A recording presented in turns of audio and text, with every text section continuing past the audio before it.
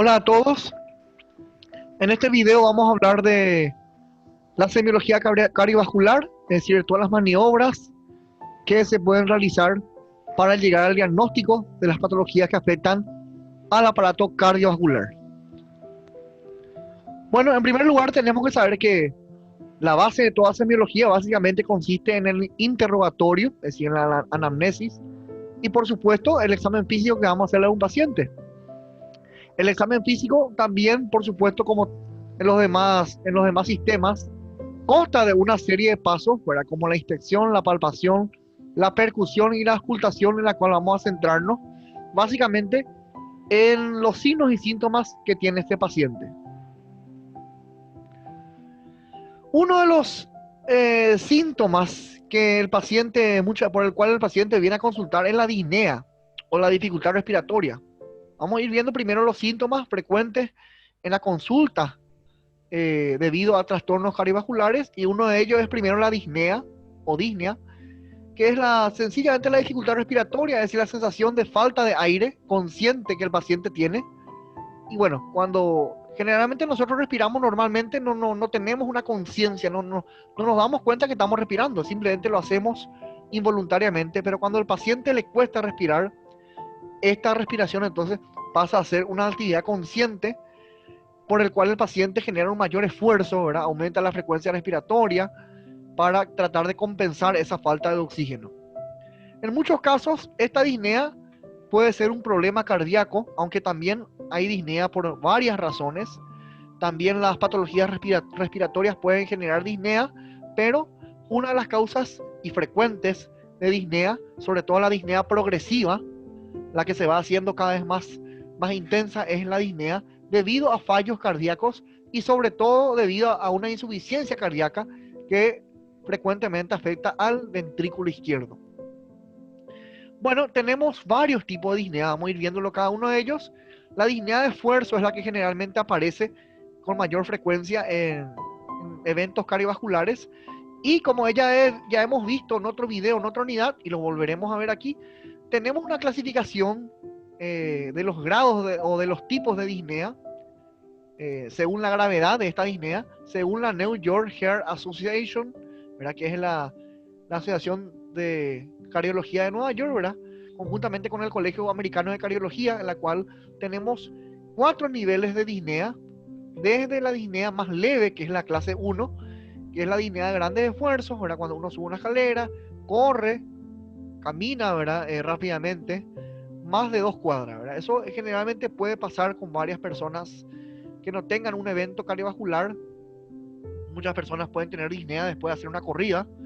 Eso es un poco más normal, vamos a decir así, aunque podemos clasificar a ese tipo de disnea dentro de la clase 1. La clase 2 ya es a medianos esfuerzos, es decir, la persona puede tener ya dificultad respiratoria cuando camina 2 cuadras en un paso normal, ¿verdad? Caminando normalmente 2 cuadras ya puede empezar a tener dificultad respiratoria. Esto sí ya puede estar asociado a un evento patológico, ya sea respiratorio o cardiovascular.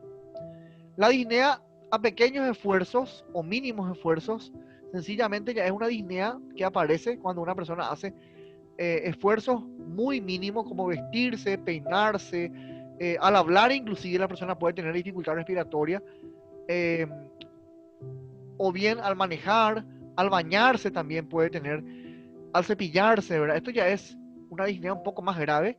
Y bueno, la disnea más grave de todas es la de la clase 4, ¿verdad? Es la disnea que aparece en reposo. La persona, inclusive estando en reposo, puede tener dificultad respiratoria, inclusive estando acostado. Y obviamente esta disnea ya es una urgencia, ¿verdad? En la cual se debe implementar oxígeno suplementario. Además de esto tenemos disneas no necesariamente respiratorio, ¿verdad? No necesariamente cardíaco, quiero decir, sino que también disneas que pueden aparecer debido a enfermedades respiratorias. Generalmente la disnea respiratoria es progresiva, va progresando con el tiempo, se hace de leve a grave. Y la disnea respiratoria generalmente aparece con síntomas agregados, síntomas y signos que lo acompañan. Generalmente va acompañado de sibilancias. Las sibilancias comúnmente lo conocemos como chillido en el pecho. Y además también esta disnea siempre o casi siempre va acompañado de síntomas respiratorios como la tos, una tos seca que se puede hacer productiva, es decir, una tos que puede acompañarse de expectoración blanquecina o mucosa de larga data, es decir, una tos crónica, una tos con expectoración, catarro en forma crónica.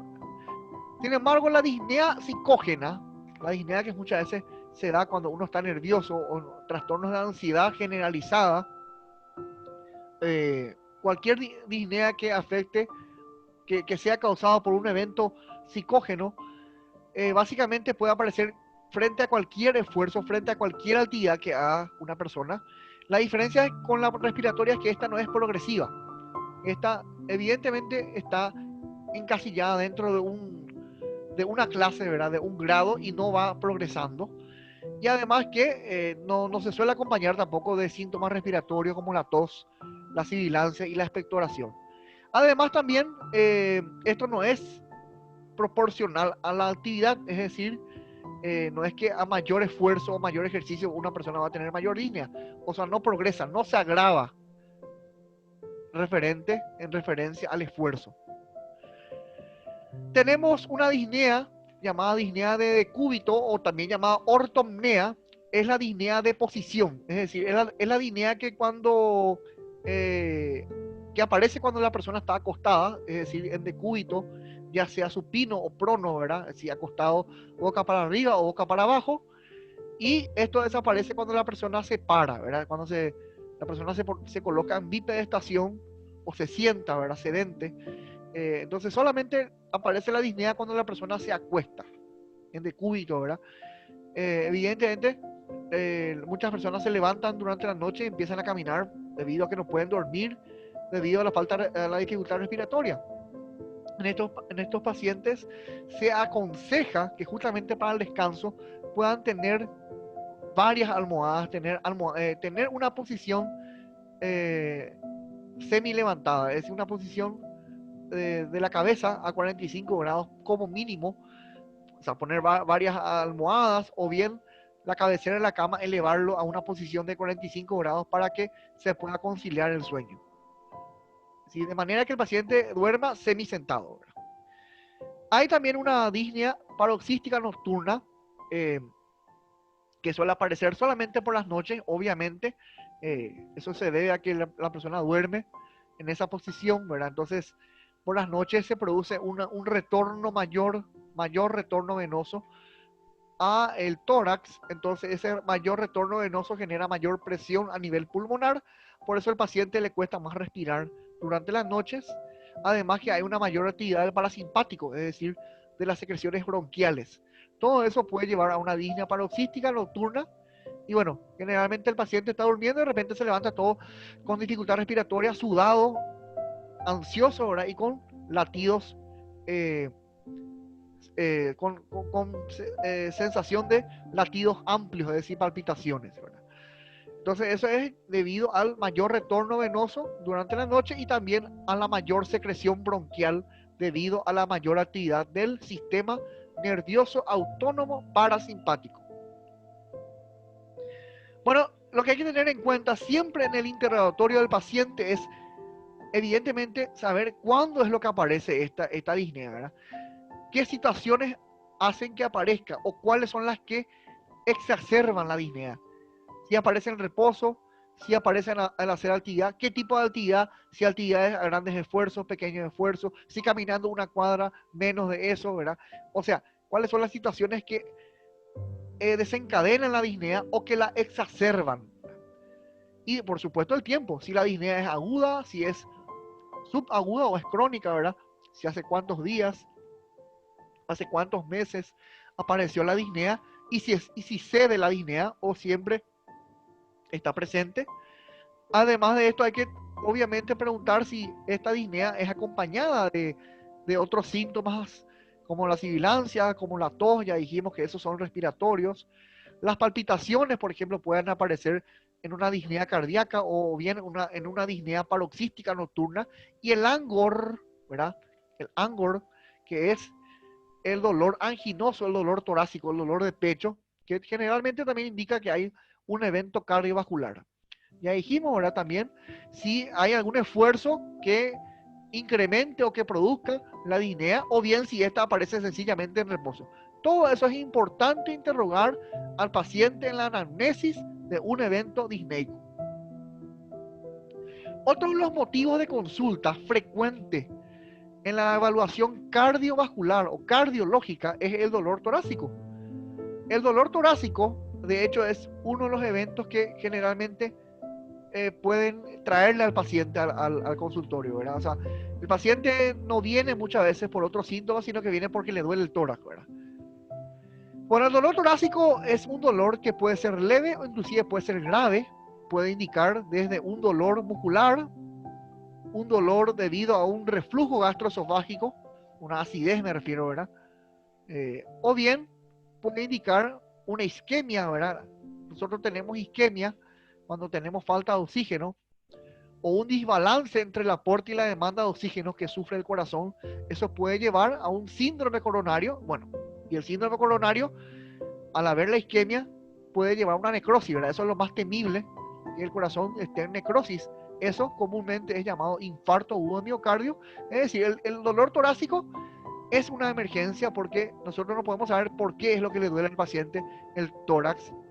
Mientras no consulte, una vez que consulta se le hacen los estudios laboratoriales y también electrocardiográficos para saber si estamos o no frente a un evento de infarto, ¿verdad? O síndrome coronario. Siempre hay que descartar lo peor hasta llegar a ver la causa, ¿verdad? Lo peor que puede pasar aquí es que sea un infarto, ¿verdad? Pero obviamente pueden haber muchas causas, ¿verdad? Como dice la presentación, son múltiples las causas que pueden ocurrir debido a un dolor torácico. Entonces lo importante es actuar rápido, no dejar pasar esto, ¿verdad? Porque si esto se deja pasar y por ahí es un infarto, bueno, el paciente puede fallecer. Así que cualquier evento en el cual haya un dolor torácico, lo importante es ir a consultar, ir al hospital, a donde sea, donde se pueda realizar una atención sanitaria. Y bueno, si es leve, obviamente esto se puede controlar ambulatoriamente. Y si es un infarto o un síndrome coronario, obviamente hay que internar y hacer la terapéutica necesaria. Es importante también saber de cómo es el dolor. Vamos a hablar justamente, al hablar del dolor torácico, nuevamente de nuestra mnemotecnia, ¿verdad? De Alicia. Cómo es el dolor, dónde apareció, dónde irradia, si el dolor es tipo opresivo, si es dolor es punzante, ¿verdad? Es importante caracterizar las propiedades o las características del dolor para saber hacia qué causa vamos orientados, o bien cuál sería la causa probable y por supuesto el diagnóstico presuntivo en este caso. Además de eso también hay que saber si el dolor es crónico o es agudo, si aparece al hacer alguna actividad física o bien este dolor aparece sencillamente en reposo, ¿verdad? El dolor anginoso, la angina de pecho o también llamada angor pectoralis, generalmente es una angina de esfuerzo, es decir, solamente aparece cuando uno hace esfuerzo. Desaparece el dolor cuando no se realiza ningún esfuerzo, ¿verdad? Cuando se hace reposo. Entonces aquí tenemos todas las causas del dolor torácico. Generalmente la mayoría de las causas del dolor torácico pueden ser cardíacas, pero tenemos otras causas, como ya dije recién, que no son debido a un problema cardiovascular. Las causas cardíacas pueden ser las más frecuentes, una isquemia, ¿verdad?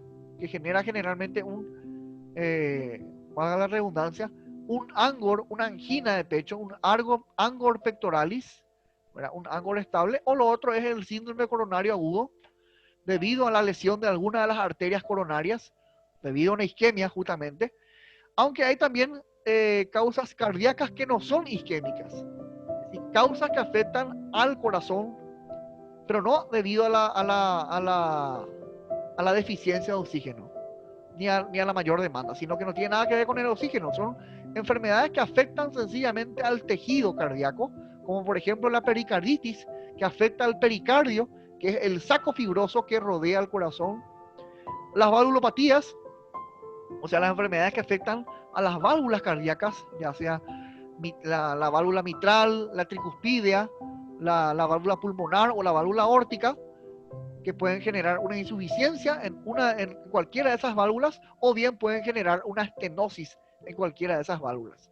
Y bueno, todas las patologías que afectan a la aorta, que es el vaso que sale del corazón. Entonces, esas también pueden generar dolor torácico. Una de las patologías aórticas que pueden surgir aquí, ¿verdad? Que es muy grave, que hay que intervenir inmediatamente, quirúrgicamente, es el aneurisma de aorta, ¿verdad? El aneurisma de aorta puede generar un dolor a nivel, eh, a nivel del tórax, ¿verdad? Y entonces eso evidentemente hay que hacer ya un tratamiento quirúrgico para tratar de revertir eso. Hay también causas no cardíacas, las causas digestivas, por ejemplo, o gastroesofágicas. Ya cité una de sus causas recién, ¿verdad? El reflujo gastroesofágico. Cuando hay reflujo gastroesofágico, es el ácido el que refluye y produce una sensación quemante, un ardor, comúnmente denominado pirosis. Y ese síntoma desagradable es lo que hace que se sienta un dolor a nivel retroesternal. Pero ese dolor no es punzante, no es un dolor opresivo, como si, por ejemplo, es aquí, en el ángulo estable, el dolor es opresivo. Aquí, por ejemplo, en esto vemos dolores punzantes, como una clavada. Aquí vemos dolor opresivo, como si fuera que algo está apretando el tórax. Y aquí vamos a encontrar dolor quemante, dolor ulcerante se llama eso, cuando el dolor quema. Entonces, eso se da en una acidez, o sea, en una enfermedad por reflujo gastroesofágico, también en un espasmo esofágico y, por supuesto, en una úlcera o ulcus, ¿verdad? Gastroduodenal. O sea, en eventos de gastritis también se puede dar. Y otras causas un poco menos frecuentes, pero que también pueden producir dolor torácico, son el tromboembolismo pulmonar, el neumotórax que yo hablé ya en otro video anterior, los dolores musculares que no hay que también descartar, ¿verdad? Hay muchos dolores musculares de los pectorales, por ejemplo, ¿verdad? Que pueden generarse muchas veces, sobre todo en deportistas o en personas que de repente hacen un esfuerzo al cual no están acostumbrados, pueden tener un espasmo, una contractura a nivel de los músculos pectorales, ya sea mayor o ya sea menor. Y también en eventos psicógenos como las crisis, ¿verdad? Crisis de pánico, crisis de angustia también pueden generar dolores torácicos, aunque con menor frecuencia que los ya anteriormente citados. Otro motivo de consulta son las palpitaciones. Generalmente nosotros no percibimos cuando el corazón late, excepto cuando estamos en silencio, ¿verdad? A veces se puede percibir que el corazón está latiendo, inclusive el sonido del latido del corazón, pero generalmente en el 90% o más del 90% no se percibe conscientemente que el corazón late, ¿verdad? Entonces cuando el paciente sí percibe, siente y escucha su ruido, el ruido del latido cardíaco, a eso hablamos como palpitaciones. Muchas veces el paciente se queja que le va a que como si fuera que le va a salir el corazón, ¿verdad? Eso es una palpitación y es más bien no tanto a nivel retroesternal como si es el dolor torácico, sobre todo este. Esto generalmente duele más a nivel del centro del tórax, llamado región retroesternal, o sea, detrás del esternón. Más bien las palpitaciones son en el lugar precordial, hacia la punta del corazón. Muchos pacientes se acuestan boca abajo y bueno, ahí sienten con mayor frecuencia las palpitaciones. Muchas veces esto se puede extender a otros lugares como el cuello o la garganta, la faringe. Y tenemos varios tipos de palpitaciones. Debido a que puede ser una palpitación, las más frecuentes son las taquicardias, es decir, el aumento de la frecuencia cardíaca. Y tenemos varios tipos de taquicardias, ¿verdad? La sinusal, por ejemplo, que es la más frecuente, sobre todo cuando hay una frecuencia por encima de 100 latidos por minuto. Generalmente lo más frecuente es que tengamos una palpitación cuando tenemos una frecuencia de 140, 150. Generalmente esto se da cuando una persona está angustiada, está nerviosa, está ansiosa por algo, o también en depresiones, ¿verdad? Se puede dar esto, pero también es frecuente que estos pacientes que presentan palpitaciones lo tengan hacia la noche, es decir, tengan estas palpitaciones antes de dormir, antes de conciliar el sueño. Y tenemos otra taquicardia llamada paroxística, cuyo inicio y final son generalmente bruscos.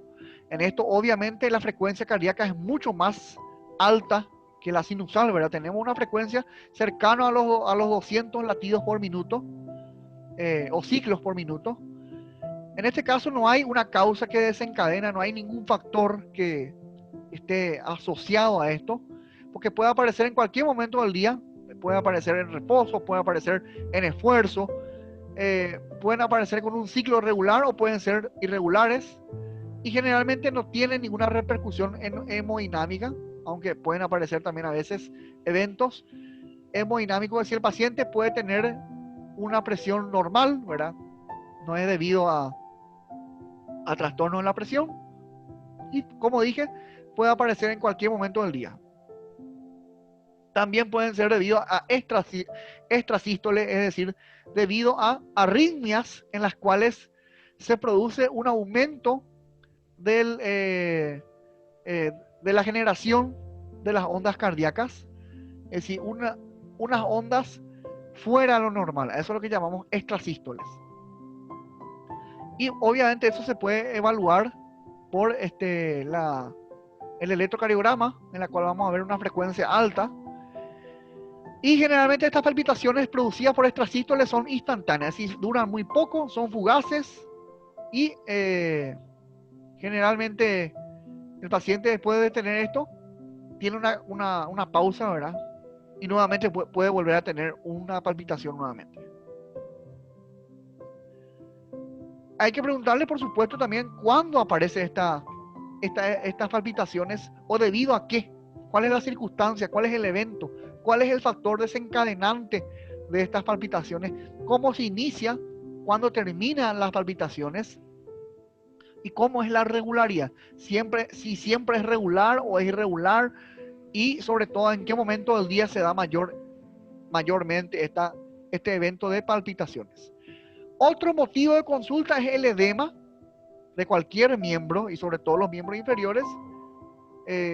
Generalmente edema es el acúmulo de líquido intersticial o líquido plasmático que se da en el tercer espacio, o también llamado tejido subcutáneo, como estamos viendo en la imagen. Vulgarmente al edema se lo llama hinchazón. Hay muchas causas de edema, causas inflamatorias, causas renales, ¿verdad?, en la cual no hay una buena eliminación de residuos que se van acumulando y produce edema, y causas respiratorias también. Y por supuesto, una de las causas de edema son las causas cardíacas, sobre todo en los pacientes que tienen una insuficiencia cardíaca, ya sea izquierda o derecha, y por supuesto en los pacientes que tienen insuficiencia cardíaca congestiva. Bueno, y para evaluar el edema ya dijimos justamente que se utiliza un signo llamado signo de Godet o de la fobia, que se hace justamente presionando con el pulgar la zona en la cual queremos evaluar si hay o no edema, sobre todo los miembros inferiores a nivel del tobillo y también a nivel de la zona pedia, sobre todo en el dorso del pie. Básicamente, este edema que aparece en las personas puede tener momentos en el día en la cual puede aumentar o puede disminuir. Generalmente el edema va progresando durante el día, aunque hay personas que se levantan todos con edema, o sea, todos hinchados, vamos a decir así. Sobre todo se levantan con edema periorbitario, pero este edema puede ir progresando durante el día y sobre todo a la tarde. La tardecita es el lugar donde más edema hay. Y bueno, luego vuelve a desaparecer. A la noche vuelve a desaparecer el edema debido a la ley de gravedad que genera un aumento, sobre todo durante las noches. Un edema, muchas veces cardiogénico, es bilateral, a diferencia de los edemas inflamatorios en los cuales puede ser unilateral. En los edemas cardíacos y renales, esto puede ser bilateral y simétrico, es decir, vemos la misma cantidad de edema o de hinchazón en ambos miembros inferiores, Y la característica fundamental que lo diferencia de un edema inflamatorio es la temperatura. Un edema inflamatorio suele ser un edema duro, caluroso, sin embargo, y rojizo, por supuesto. Sin embargo, un edema cardiogénico o renal también suele ser frío, suele ser blanco, ¿verdad? Y también suele ser blando a la presión, ¿verdad? Entonces, generalmente un edema en miembros inferiores, si descartamos que sea un problema renal, puede ser un fallo en el ventrículo derecho, es decir, una insuficiencia cardíaca de tipo derecha. Obviamente, en el interrogatorio del paciente es importante saber, evaluar si son simétricos, si ambos lados son iguales, si están hinchados ambos lados de igual forma. El color, ¿verdad? Como estamos viendo aquí, el color es muy importante. En este caso podría ser un edema renal, aquí un edema cardiogénico. El dolor, generalmente el edema el edema renal o cardiogénico no suele generar dolor, a diferencia de una inflamación que sí genera dolor. El calor también, en la inflamación hay calor local. Sin embargo, en un edema debido a una falla cardiogénica, no hay calor, es un edema frío y también es un edema blando, ¿verdad? Se puede presionar y se puede deprimir, digamos, el lugar donde está el edema. Otro síntoma muy frecuente es el síncope. El síncope, en otras palabras, es un desmayo, ¿verdad? Un desmayo que ocurre en forma transitoria, en forma temporal. En cualquier momento, una persona que se desmaya, eso puede ser considerado el síncope, aunque el síncope puede ser, es un desmayo debido a una isquemia, ¿verdad? Porque desmayos existen muchas causas. Una persona se puede desmayar debido a una causa psicógena, debido a un evento que alteró, digamos, la conciencia. Cuando alguien se asusta por algo o entra en ansiedad, en crisis de pánico, puede generar un desmayo. Puede haber un desmayo por una falta de por una hipoglicemia, ¿verdad? Pero en este caso, el desmayo, para que sea considerado síncope, tiene que ser debido a una isquemia. O sea, el síncope es un desmayo debido a una isquemia. Esa es la diferencia con los otros tipos de desmayos. Bueno, y la hemoptisis también es un síntoma, o en este caso realmente es un signo, que también es frecuente, no tanto en la parte cardiovascular, sino que más bien en la parte respiratoria. Como hemos visto anteriormente en otra unidad, en otro video, la hemoptisis es la tos con sangre, que se da más bien en pacientes que tienen un tromboembolismo pulmonar, o bien tuberculosis, o bien pueden tener esto en un cáncer, ¿verdad? En un carcinoma, ya sea epidermoide o en un adenocarcinoma de pulmón. Pero sí también se puede dar en eventos cardiovasculares. Y básicamente la hemoptisis es una señal de que el paciente puede tener alguna valvulopatía a nivel de la válvula mitral, es decir, es prácticamente característico de la estenosis mitral. Y bueno, ¿qué es lo que es la hemoptisis? Ya dijimos, tos con sangre, ¿verdad? Una expulsión de sangre roja, rojo vivo, ¿verdad? Roja rutilante, cuando el paciente tose. Generalmente eso, cuando es debido a un problema cardíaco, nos identifica o nos orienta a que hay una estenosis. Es decir, hay una obstrucción, un cierre en la válvula mitral no se puede abrir, digamos. Entonces, la sangre auricular de la aurícula izquierda no puede pasar al ventrículo izquierdo, y eso se genera sencillamente un reflujo, un aumento de presión aquí, ¿verdad? Y la sangre vuelve a los pulmones y eso genera que esa sangre se pueda expulsar con la tos. Bueno, básicamente, al hacer el examen físico, lo importante es tener un orden, ¿verdad? Tener un orden que ya sabemos que es el orden que siempre hacemos en cada evaluación respiratoria, cardiovascular y también digestiva. Y que básicamente consiste en inspección, palpación, percusión y auscultación. Entonces eso es lo que vamos a ver ahora. Siempre cuando nosotros vamos a hacer una evaluación física a un paciente, el paciente tiene que estar generalmente en decúbito dorsal, es decir, acostado, boca para arriba, aunque también sencillamente le podemos pedir al paciente que se acuesta hacia uno de los lados, sobre todo hacia el lado izquierdo, un decúbito lateral izquierdo, y por supuesto el paciente también podemos pedirle al paciente que se siente o que se incline hacia adelante, como vamos a ver enseguida, que son digamos, las posiciones que el paciente puede adoptar en un examen cardiovascular. En el caso del hombre le podemos sacar toda la remera, ¿verdad? Toda la vestimenta para que se pueda quedar desnudo el tórax. En la mujer, sencillamente, también es importante que tenga el tórax desnudo, pero básicamente cubriendo un paño, obviamente la región mamaria, por pudor más que por otra cosa. Y el tórax relajado, ¿verdad? Eso es muy importante antes de evaluarle a un paciente. El examinador siempre es importante que esté a la derecha del paciente. Por practicidad es esto, porque lo que nosotros vamos a evaluar es algo que está hacia la izquierda. Porque generalmente el corazón está en el centro, la base, pero la punta, el apex, está orientado a la izquierda, generalmente en la mayoría de los casos, excepto en los casos muy raros que hay destrocardia, ¿verdad? Que el corazón, o sea, que la punta del corazón está a la derecha. Eso es raro, pero puede haber casos de destrocardia. Eso es sencillamente una variedad anatómica. Pero, bueno, la mayoría de los pacientes tienen la punta del corazón hacia la izquierda. Entonces, para una mejor practicidad del examinador, es mejor que el examinador se ponga a la derecha del paciente y básicamente examinando enfrente, por supuesto, al paciente. Bueno, la inspección, ¿qué es lo que tenemos que tener en cuenta cuando vamos a inspeccionar el área cardiovascular? Básicamente, lo que queremos ver es si no hay latidos visibles. Y eso nosotros lo evaluamos en la zona llamada precordio. A veces se puede ver como un latido en la punta del corazón, o sea, en la zona apexiana. Eso generalmente puede ocurrir en los jóvenes, ¿verdad?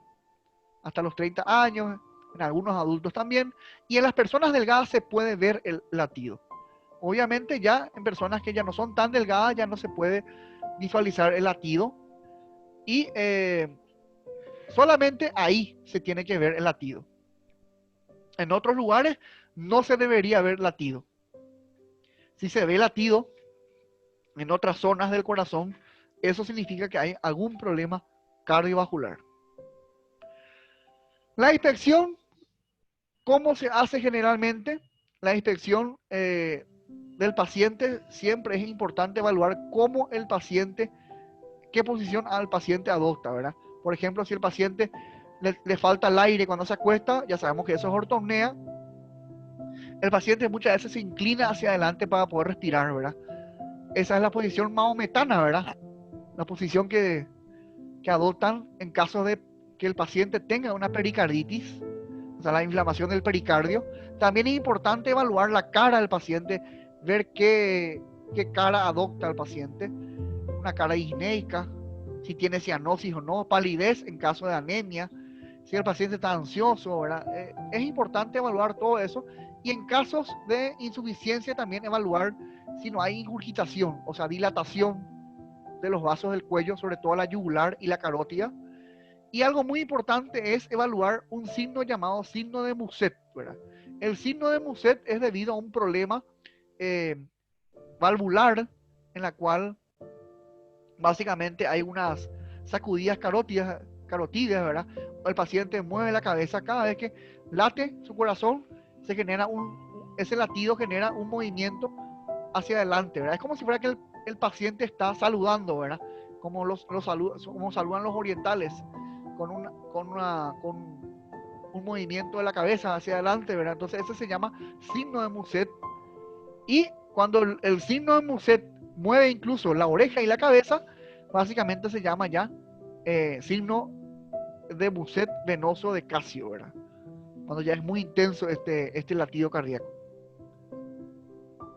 Y ya mencionamos recién que es importante evaluar el color de la piel y de la mucosa, sobre todo si hay palidez. Esto puede estar causado por una anemia, pero también pueden haber eventos cardiovasculares que generen una palidez generalizada, por ejemplo, la fiebre reumática, que es un tipo de carditis, y la endocarditis, o sea, la inflamación del endocardio del corazón, puede generar una palidez. ¿En qué casos el paciente puede tener una cianosis? Ya sabemos que la cianosis es una coloración azulada o violácea del paciente, sobre todo cuando hay cortocircuitos o shock, ¿verdad? Y esto generalmente se da en pacientes recién nacidos, ¿verdad? Es decir, tienen cardiopatías congénitas desde nacimiento. Muchas veces el paciente puede estar todo rubicundo, es decir, todo sonrojado, vamos a decir así, de color rojo la piel. Esto se da sobre todo cuando la persona tiene una presión muy alta, en hipertensión, ¿verdad? O cuando hay un aumento de los glóbulos rojos, se llama policitemia vera. O bien pueden haber trastornos endocrinos, ¿verdad? En la cual hay un aumento de los corticoides, es decir, un aumento de la funcionalidad de la glándula suprarrenal, que se llama síndrome de Cushing. En esos casos también el paciente puede tener una afasia rubicunda. Podemos ver ictericia también, esto sobre todo cuando hay hepatitis o hepatomegalia, el aumento del hígado, puede dar este color. Y también en la insuficiencia cardíaca derecha. Bueno, y también tenemos que evaluar si no hay hemorragia, si no hay algún nódulo, alguna masa a nivel de la piel, gangrena, úlcera, ¿verdad? Necrosis. Y obviamente también evaluar la piel de los miembros inferiores, sobre todo donde vamos a buscar si hay o no edema. Si hay edema, ya dijimos que esto puede ser debido a una insuficiencia cardíaca y sobre todo cuando afecta a las dos cámaras, izquierda y derecha. En ese caso hablamos de una insuficiencia cardíaca total o congestiva. En la región precordial, ¿qué es lo que tenemos que inspeccionar? En primer lugar, el tipo de tórax. Eso ya hablamos anteriormente en otra unidad cuando hablamos del sistema respiratorio. A ver si no hay algún trastorno, a ver si cómo es el movimiento respiratorio, si no hay ginecomastia, ¿verdad? Es decir, tejido mamario en los hombres. Politelia, si hay más de un pezón o más de una mama. Entonces, también evaluar un poco la función respiratoria porque está sencillamente relacionado con la función cardiovascular. Evaluar también la región supraesternal y por supuesto la región epigástrica, ¿verdad? Mirar un poco el choque de punta, es lo que dijimos hace rato, a ver si se ven los latidos en el ápex, que es el único lugar donde se podría ver si es que se ve el latido cardíaco. En otros lugares no se debería ver ningún latido. Y bueno, también evaluar los dedos hipocráticos, que es sinónimo de una hipoperfusión, es decir, de una falta de riego sanguíneo, es decir, de una isquemia. Bueno, y de eso ya hablamos en otro video anterior, ¿verdad? Los dedos hipocráticos son los dedos en palillo de tambor. Significa anoxia, ¿verdad? Significa falta de oxígeno. Los pacientes que tienen poco oxígeno y mucho CO2 tienden a tener esta deformidad en los dedos, llamados dedos hipocratismo o hipocráticos. Y bueno, también es considerado un dedo en palillo de tambor por la forma, ¿verdad? ¿Qué es lo que vemos aquí? Que se pierde este ángulo que debería haber, ¿verdad? Aquí hay un ángulo que se forma entre la uña y el lecho ungueal, ¿verdad? La piel del dedo. Aquí se pierde y se invierte este ángulo, por lo cual esto es lo que se forma aquí, ¿verdad? El dedo en palillo de tambor. A la palpación, que es algo muy importante y fundamental en la evaluación cardiovascular. ¿Qué es lo que hay que palpar? En primer lugar tenemos que saber cómo palpar. Ya dijimos, el examinador, como estamos viendo aquí, a la derecha del paciente. Generalmente, muchas veces es mejor que el paciente se acueste en decúbito dorsal, salvo que tenga disnea al decúbito, o sea, salvo que tenga ortonea, entonces no le vamos a poner al paciente acostado, ¿verdad? Pero si no tiene ningún caso de ortomnea, podemos acostarlo al paciente para una mejor evaluación palpatoria. El paciente tiene que evaluar sencillamente los lugares donde está ubicado el corazón, evaluar la base, como estamos viendo aquí, y evaluar también la punta cardíaca. Aquí estamos evaluando base y la punta del apex, ¿verdad? En todas las zonas del precordio, en toda la zona cardíaca. Evaluar en la zona apexiana, o sea, el apex que está ubicado en el quinto, como estamos viendo aquí, quinto espacio intercostal, línea medio clavicular. Aquí mismo vamos a sentir el apex, sentir el pulso, sentir el latido. Y la base, como estamos viendo aquí, a nivel del segundo espacio intercostal, ya sea a la derecha como también a la izquierda del esternón. Y también evaluar el mesocardio, que es el lugar donde está, digamos, el tabique aurículo-ventricular, que generalmente está ubicado en el tercer espacio intercostal izquierdo. O sea, estos 3 puntos tenemos que palpar sí o sí. La región apexiana, el mesocardio y la base en el segundo, tercer y quinto espacio intercostal. Mano plena, la mano apoyada sobre la piel totalmente del paciente. Una palpación superficial, no apretar bastante también digamos, el tórax del paciente. Y bueno, también obviamente tenemos que evaluar ese latido cardíaco, a ver dónde sentimos el latido. Generalmente el latido se debería sentir en la punta, más no en ningún otro lugar. La frecuencia del latido, si digamos el latido tiene un ritmo regular o es irregular, y por supuesto si el latido es intenso, si es fuerte o es débil, ¿verdad? También tenemos que tener en cuenta que hay pacientes que pueden tener dolor a la palpación. Generalmente esto se da en las artritis y también en las neuropatías, como la neuritis. Y bueno, la forma de evaluar esto es en 2 posiciones importantes. Uno en decúbito supino y en el decúbito de Pachón, en el cual el paciente se va a inclinar hacia la izquierda. La situación ya hablamos, ahora ya aquí estamos evaluando, por ejemplo, la punta el apex, ¿verdad?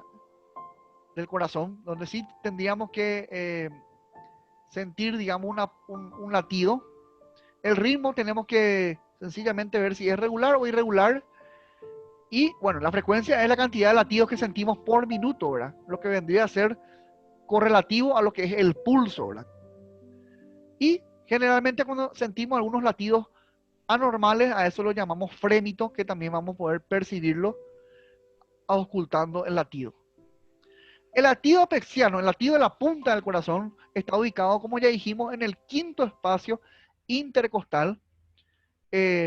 Muchas veces con apoyar la mano no es palpable, no se puede sentir a veces el latido. Entonces, en ese caso, hay que sencillamente introducir el dedo en los espacios intercostales, sobre todo el dedo índice y el dedo medio, y sencillamente tratar de desplazar este dedo hacia la izquierda, ¿verdad? Para ir sintiendo, digamos, el latido apexiano. Si no se palpa esto, en ese caso tenemos que pensar lo que ocurre en condiciones muy raras, pero puede haber, ¿verdad? Una destrocardia. A mí ya me ha pasado en el consultorio que he tenido pacientes con destrocardia, ¿verdad? En el cual el corazón no latía hacia la izquierda. Y bueno, hay que recordar que tenemos un evento, una posibilidad mínima, pero hay, ¿verdad? De que el corazón del paciente esté orientada hacia la derecha. Entonces la punta va a estar hacia el lado derecho. Sencillamente a ese lado se va a sentir el latido. Y hay veces que no se puede ni palpar. Entonces sencillamente se consigna que el latido es no palpable. Bueno, a veces el latido apexiano se puede desplazar hacia cualquier otro lugar o se puede sentir en otro lugar, y eso generalmente indica algún tipo de patología, y es algo patognomónico, es decir, cuando el latido está desplazado, digo bien, hacia algún lugar, prácticamente nos orienta hacia alguna enfermedad X. Por ejemplo, cuando el latido se desplaza hacia arriba, más arriba del quinto espacio intercostal, esto nos identifica que el paciente probablemente tenga un derrame pericárdico, acumulación de líquido pericárdico. Cuando está desplazado hacia afuera, generalmente es porque el corazón creció. Hay una cardiomegalia, hay un agrandamiento del corazón y sobre todo esto es debido a que se dilata, digamos, el ventrículo izquierdo. Cuando está desviado hacia abajo, también hay un caso de cardiomegalia, también hay agrandamiento del corazón, pero en este caso es porque lo que está aumentado de tamaño es el músculo del ventrículo derecho. Hay una hipertrofia del ventrículo derecho. Y, sin embargo, si ambos ventrículos están agrandados, tanto el izquierdo como el derecho, básicamente este choque de punta, este latido apexiano, va a estar desplazado hacia abajo y hacia afuera. O sea, sería una desviación mixta, ¿verdad? Bueno, ¿qué es lo que es el frémito? El frémito es sencillamente la palpación de los latidos o de vibraciones que están fuera del sitio, ¿verdad? Anormales por lo tanto, en el tórax. Sencillamente sería el correspondiente o el equivalente de los soplos, ¿verdad? Los soplos son auscultatorios, los soplos no son palpatorios. Los soplos son ruidos anormales que nosotros vamos a auscultar, que vamos a escuchar y que muchas veces son patológicos, no siempre, pero casi siempre. Y bueno, el equivalente de los soplos en auscultación sería el frémito en la palpación. Tenemos varios tipos de frémitos. El frémito de punta, es decir, el frémito, el ruido, la palpación de un latido anormal que se da en la punta, generalmente es debido a una mala relajación del corazón. Generalmente esto es debido a una estenosis mitral, en la cual, digamos, hay una obstrucción de la válvula mitral por la cual la aurícula izquierda no puede eyectar al ventrículo izquierdo la sangre. Tenemos otro frémito llamado basal derecho. Esto generalmente se genera en la sístole del corazón, es decir, en la contracción cardíaca. Y esto generalmente indica un fallo en la válvula aórtica. Es decir, hay una obstrucción, un cierre parcial o total de la válvula aórtica. La sangre del ventrículo izquierdo no puede ser eyectada a la aorta. Eso es lo que se llama estenosis aórtica. Cuando encontramos un frémito basal, pero izquierdo, esto también es de una causa sistólica, es decir, ocurre en la sístole, en la contracción cardíaca, pero esto significa estenosis pulmonar, estenosis en la válvula pulmonar. Y bueno, sencillamente esto muchas veces puede ser puede aparecer ya desde el nacimiento, es congénito. Y un frémito que generalmente no es tan frecuente, ¿verdad?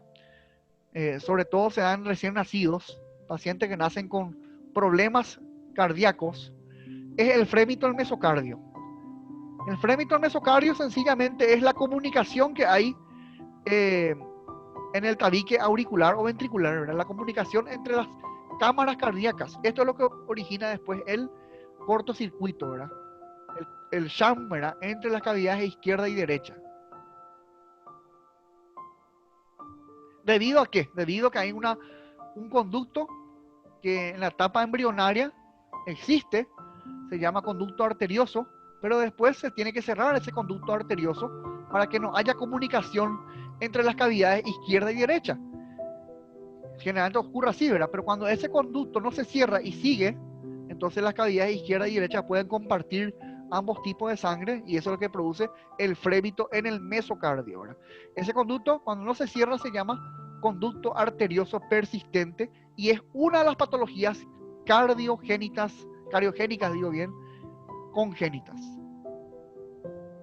La percusión sencillamente sirve para evaluar la matidez que tiene que haber en el corazón.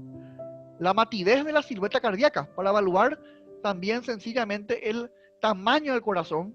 Sabemos que el corazón es mate, pero hay también una pequeña submatidez que ocurre a nivel del tercer espacio intercostal izquierdo, es decir, en la base del corazón puede ser que sea mate, pero después por encima del corazón hay una matidez cardíaca. Bueno, tenemos dos tipos de percusiones, vamos a decir así, una la directa y otra la indirecta. la más utilizada es el método indirecto, o también llamado método percutorio dígito digital, en el cual, o de Gerard también se le llama, en la cual percutimos un dedo de una mano sobre un dedo de la otra mano. Obviamente el dedo percutido, o sea, la mano percutida es esta, y la mano percutora es esta, la que está generando los golpes sobre los dedos. Se puede hacer con el dedo índice, con el dedo medio, bien apoyado la mano percutida sobre la piel del paciente, y es sencillamente para evaluar el límite superior, izquierdo, derecho, ¿verdad? Es decir, los límites regionales del corazón. Y la ocultación es, digamos, lo más importante de nuestro examen físico. Aunque, bueno, la inspección, la palpación, la percusión son signos o maniobras muy importantes para el diagnóstico. Aquí, la mayor utilidad que tenemos dentro del examen físico es la ocultación. Es el método clínico más valioso. Y bueno, ahí se puede realizar con un instrumento llamado estetoscopio. Algunos estetoscopios vienen con campana y otros vienen con campana y membrana, o también llamado diafragma, que básicamente es inclusive mejor porque permite evaluar bien los dos ruidos cardíacos. Sabemos que existen dos ruidos normales en el corazón, el primer ruido y el segundo ruido. Onomatopéyicamente, el primer ruido es concebido como un luf y el segundo ruido es concebido como un tuf, ¿verdad? El luf, tuf son los dos ruidos normales del corazón. Hay veces que pueden haber ruidos agregados, como el tercer ruido, por ejemplo, que es sencillamente un eco del segundo ruido, o bien un desdoblamiento de ese segundo ruido, que puede ser normal en situaciones, por ejemplo, en los niños y en los atletas, pero fuera de esas excepciones, el tercer ruido puede ser patológico. O sea que depende. A veces es fisiológico, a veces es patológico. Pero sin embargo, el cuarto ruido siempre es patológico. Siempre es señal de cardiopatía. Para eso se tienen 5 focos de auscultación que tenemos aquí, ¿verdad? Vamos a ir hablando cada uno de ellos. El foco pulmonar, el foco aórtico, el foco aórtico accesorio, el foco tricuspidio y el foco mitral. En cualquiera de estos 5 focos de auscultación se puede auscultar los ruidos cardíacos, ¿verdad? Los dos ruidos cardíacos, y si hubiera otros ruidos agregados también, ¿verdad? Yo puedo auscultar el primer ruido aquí, aquí, aquí, aquí, en cualquiera, ¿verdad? Y lo mismo para el segundo ruido. Pero generalmente el segundo ruido se escucha mejor en este lugar, en el foco pulmonar, y el primer ruido se escucha mejor aquí, en el ápex, en la punta del corazón, en el foco mitral. Pero como digo, se escucha mejor el segundo ruido aquí, pero puedo ocultar en cualquiera de estos. Se escucha mejor el primer ruido aquí, en el foco mitral, pero yo puedo ocultar en cualquiera de estos focos. No confundamos esto con lugares donde se colocan los electrocardiogramas, esa es otra cosa. Estos son focos de auscultación. Bueno, hay 4 focos básicos, pero hay un 5 focos más agregado, que es el foco que dijimos que es este, ¿verdad? Que es el foco aórtico accesorio, o también llamado foco de Air, como están viendo aquí. Ya citamos cuáles son los 4 focos básicos, ¿verdad? Más el adicional, que es el foco aórtico accesorio o de Air, son 5 focos de auscultación. Y básicamente, ¿qué es lo que hay que auscultar? Hay que ver la frecuencia, es decir, el ritmo del latido, y por supuesto escuchar la intensidad de ese latido, y por supuesto evaluar si no hay algún otro ruido aparte de los dos ruidos anormales, o sea, de los dos ruidos normales, digo bien, y también evaluar si hay la presencia o no de soplos, que ya vamos a hablar enseguida de ello.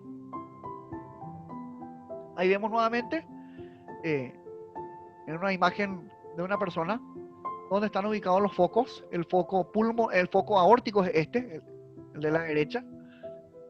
El foco pulmonar, el foco aórtico accesorio o foco de Air, también llamado segundo foco aórtico, el foco tricuspidio y el foco mitral o apical, ¿verdad? Apical viene de apex, ¿verdad? La punta del corazón.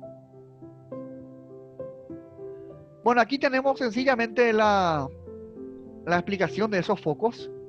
Hay que evaluar la frecuencia cardíaca. Eso también se puede evaluar con el pulso, tomando el pulso, no hace falta ocultar, sino que se puede evaluar la frecuencia cardíaca, ya sea en forma central, escuchando estos focos, o uno de los focos nada más, o bien tomando el pulso, ¿verdad? Evaluando la parte periférica.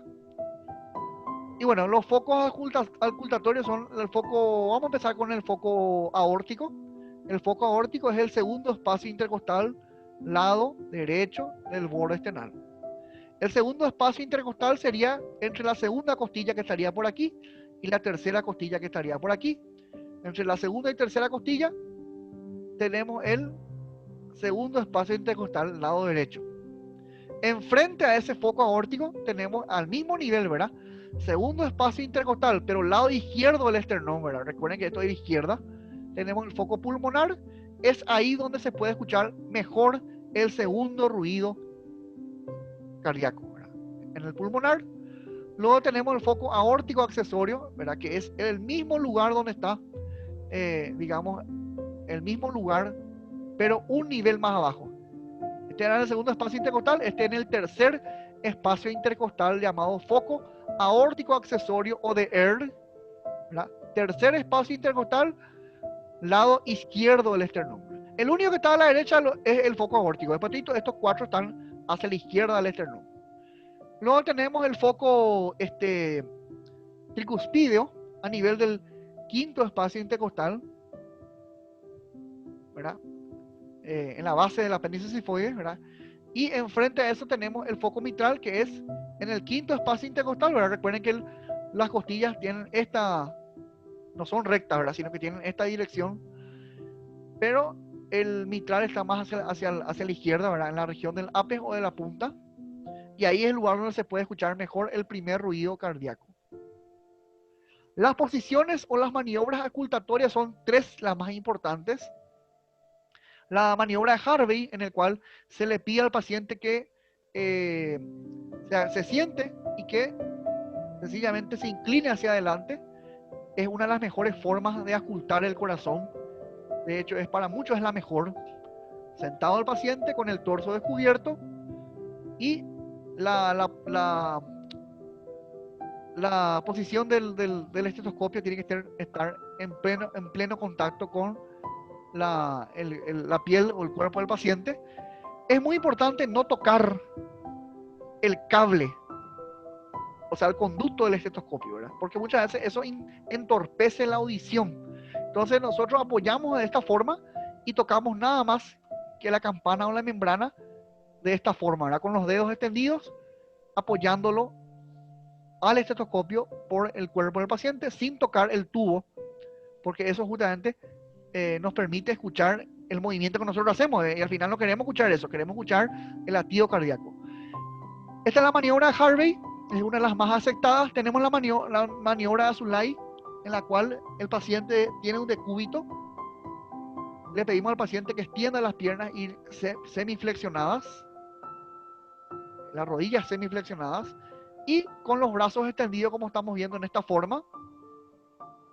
Y bueno, el paciente acostado, en la cual se va a percibir bien también los ruidos cardíacos.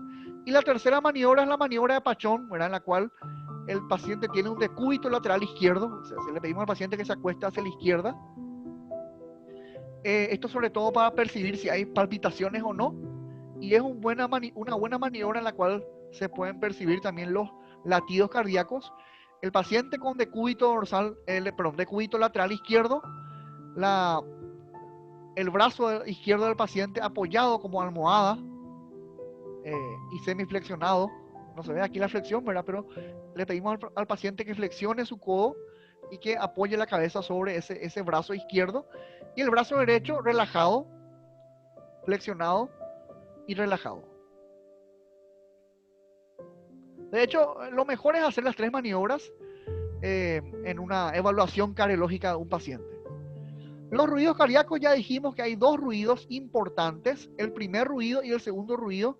El primer ruido es un ruido que se da en la sístole ventricular, es decir, cuando el corazón contrae su ventrículo, y el segundo ruido se da más bien en la diástole ventricular, cuando el ventrículo se relaja, se llena de sangre. La importancia también es reconocer cada uno de estos ruidos. Hay unos silencios que separan a estos ruidos, ¿verdad?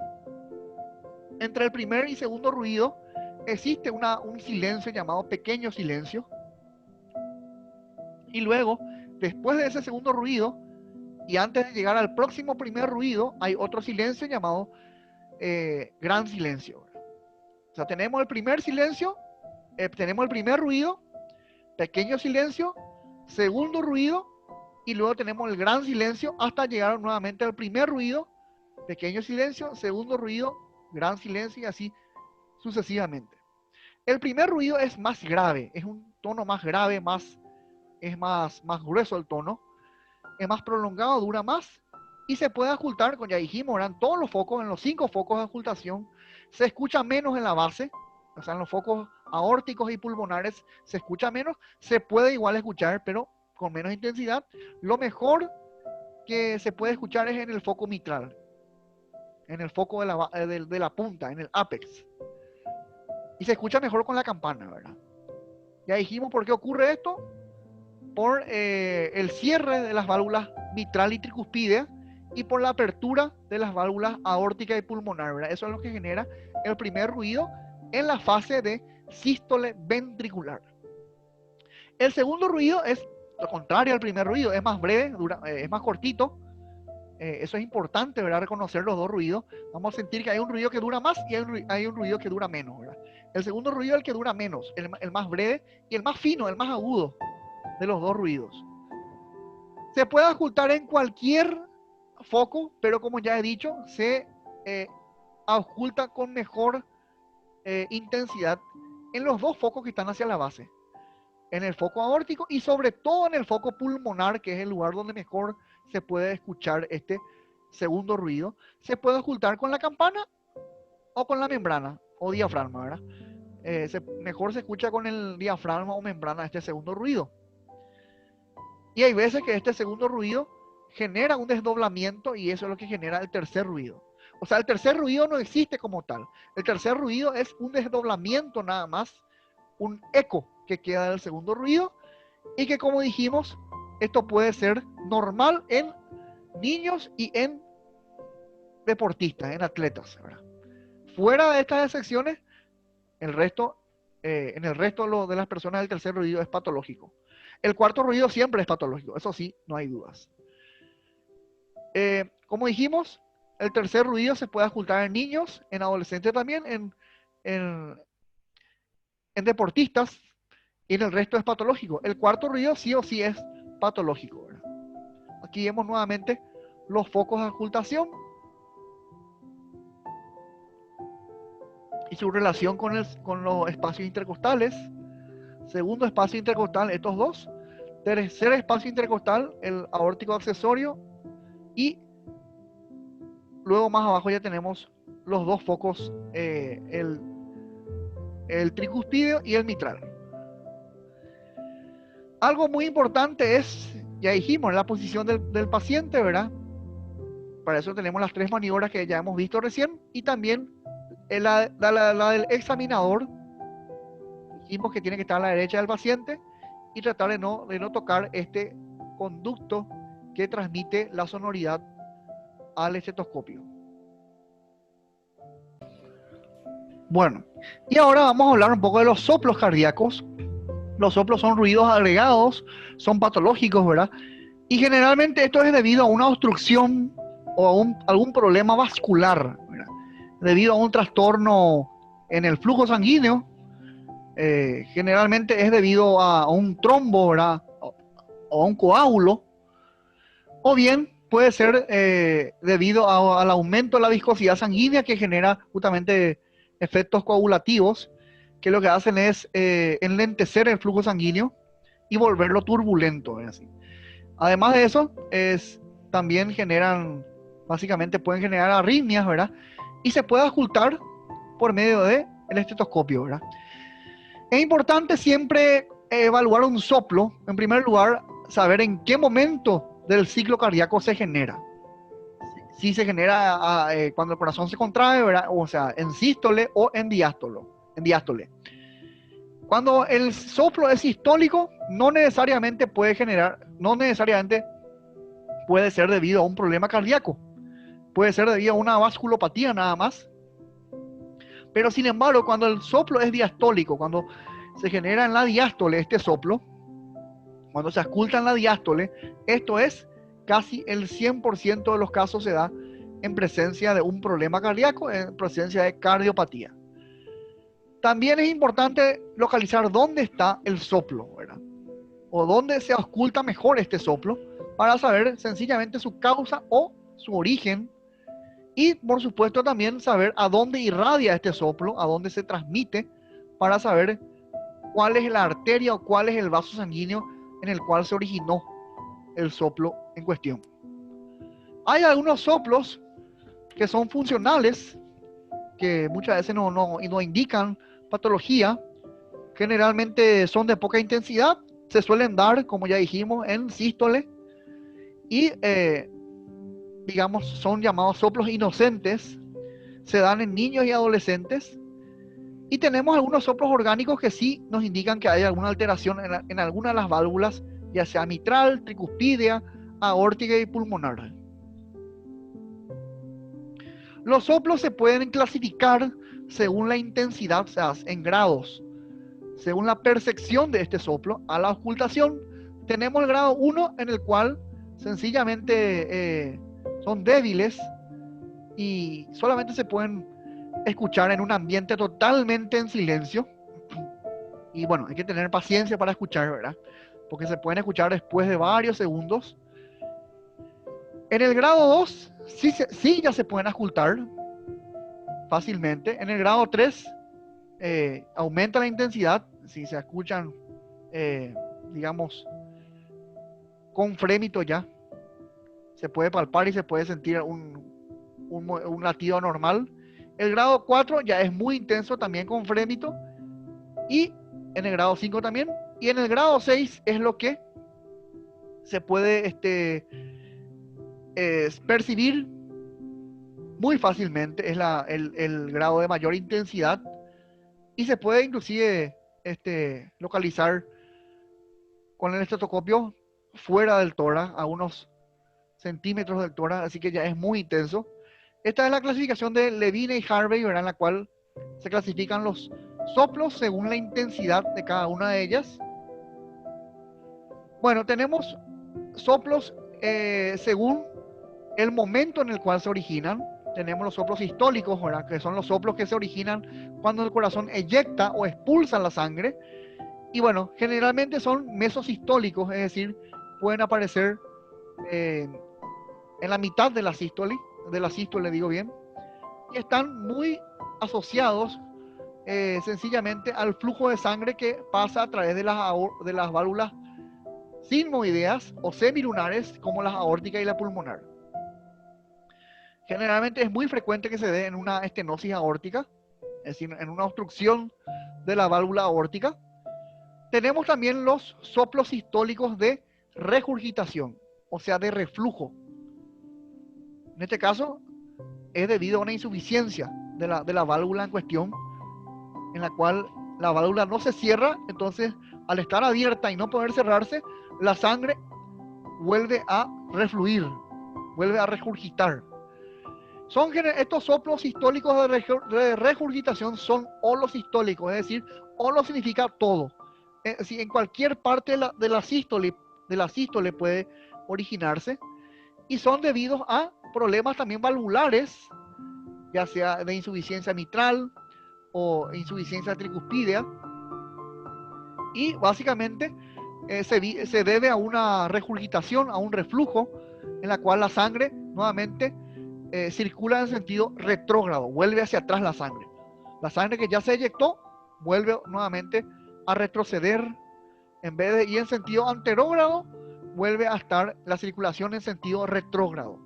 También puede haber debido a una falla del tabique interventricular, es decir, del septum ventricular que separa el ventrículo izquierdo del ventrículo derecho.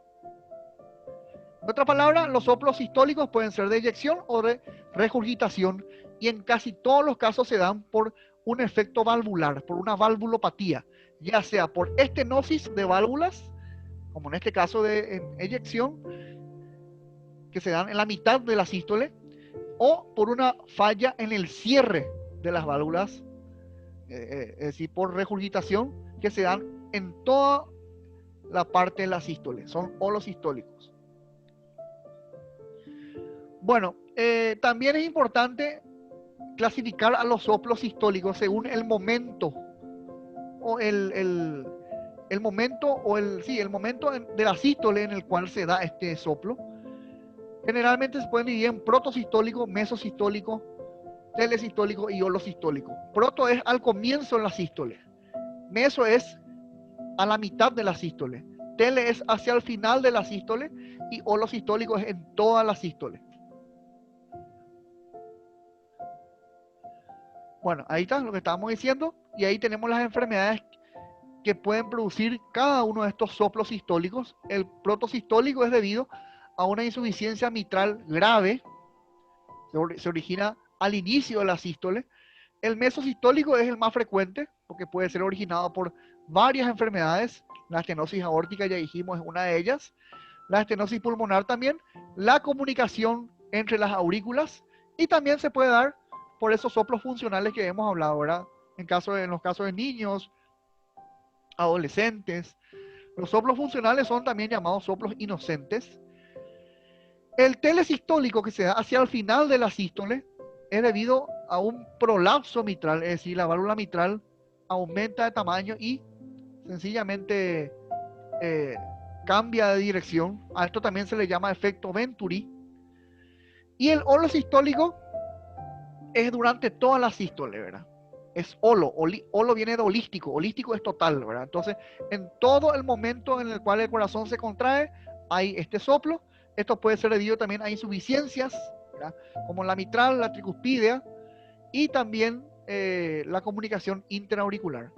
No es muy frecuente que se dé debido a una ventana aortopulmonar en la cual sencillamente se comunican las arterias aórtica y pulmonar, pero en caso de que se dé esto sería un evento grave.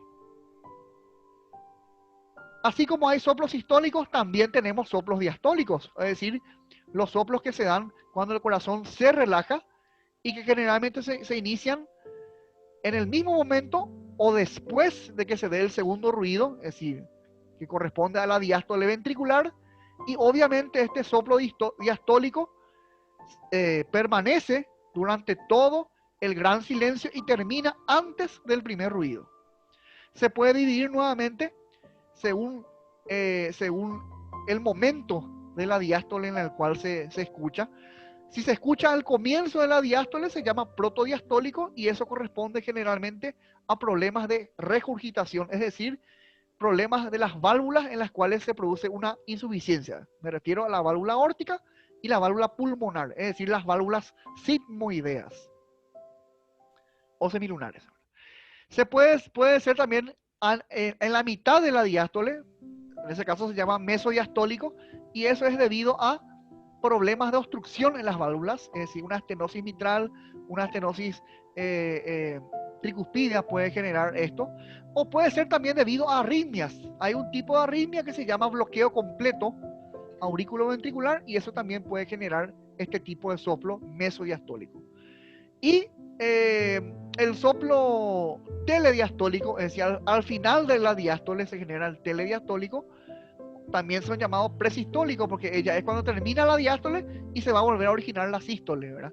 Este soplo telediastólico se genera sobre todo en pacientes que tienen estenosis mitral y que no tienen arritmia, ¿verdad? Que tienen un ritmo sinusal, es decir, que tienen un nódulo sinusal que funciona en forma correcta.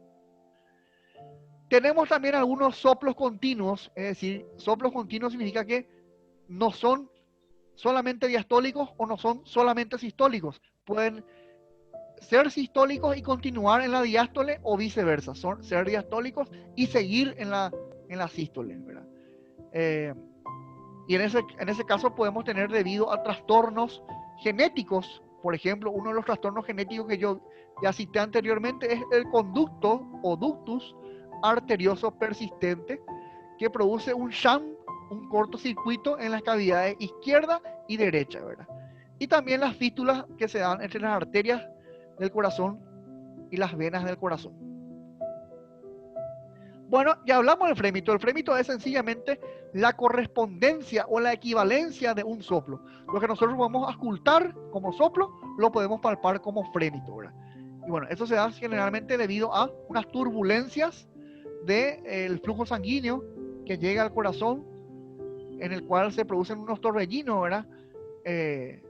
O unos remolinos a nivel de la circulación sanguínea. Es como un embotellamiento. Una de las causas de un embotellamiento que ocurre, digamos, en la vía pública, ¿verdad? Así mismo puede ocurrir dentro de la circulación sanguínea. Una de las causas de estos soplos o de estos frémitos es el ateroma. Muchos de estos pacientes que tienen soplo auscultados o frémitos palpados pueden tener placas de ateroma, ¿verdad? Que están presentes en una enfermedad llamada aterosclerosis, que es debido al depósito de lípidos, de grasa. Y generalmente está asociado al aumento de colesterol, triglicéridos, ¿verdad? Y que es denominado dislipidemia. Bueno, y para ir terminando esto, también no solamente hay que evaluar la parte central del corazón, sino que también la parte periférica. Es decir, los eventos que llegan a las partes acras. Y bueno, básicamente ahí lo que hay que evaluar es lo que ya dijimos, la presencia de coloración azulada o violácea de la piel y las mucosas, que es lo que sencillamente se llama cianosis. Y también, bueno, ya hablamos del hipocratismo digital, que sencillamente es los dedos de palillo de tambor, que se dan también cuando hay una hipoxemia, ¿verdad? Cuando hay una anoxia, falta de oxígeno, y que eso puede ser debido también a un problema cardíaco en el cual no se eyecta bien la sangre oxigenada. Y bueno, evidentemente si el problema está en el bombeo de sangre, eso va a afectar evidentemente a los tejidos en la oxigenación. Bueno, una vez que tengamos todos estos datos semiológicos, ya sea por inspección, palpación, percusión, auscultación y por supuesto el interrogatorio de los signos y síntomas en la anamnesis, por supuesto que no, esto es orientativo, ¿verdad? Nos puede hacer la orientación hacia un diagnóstico presuntivo, pero esto hay que sencillamente complementarlo con exámenes laboratoriales y sobre todo con exámenes de imágenes, exámenes auxiliares de diagnóstico.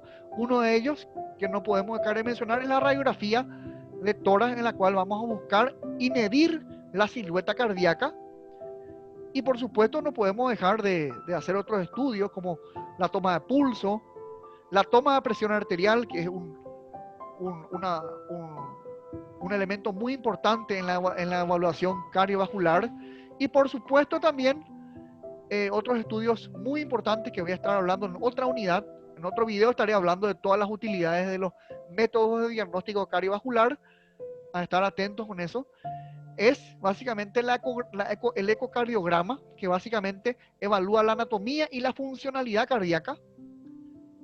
Y bueno, no podemos dejar de mencionar al electrocardiograma, que es un elemento diagnóstico de utilidad para evaluar el trabajo cardíaco. De eso voy a estar hablando próximamente en otro video, en otra unidad. Y bueno, esto es lo que yo quería compartir con ustedes. Esperemos que les haya servido, que les haya gustado el video, que hayan aprendido. Si hay algo que me quieren comentar, algún aporte, alguna duda, me lo pueden dejar ahí en el comentario abajo. Gracias a todos los que le dan me gusta a mis videos y se suscriben a mi canal. Si les gustó el video, me pueden dejar algún me gusta. Si quieren tener novedades de próximos videos, podrían suscribirse a mi canal. Y bueno, eso es todo. Gracias por su atención.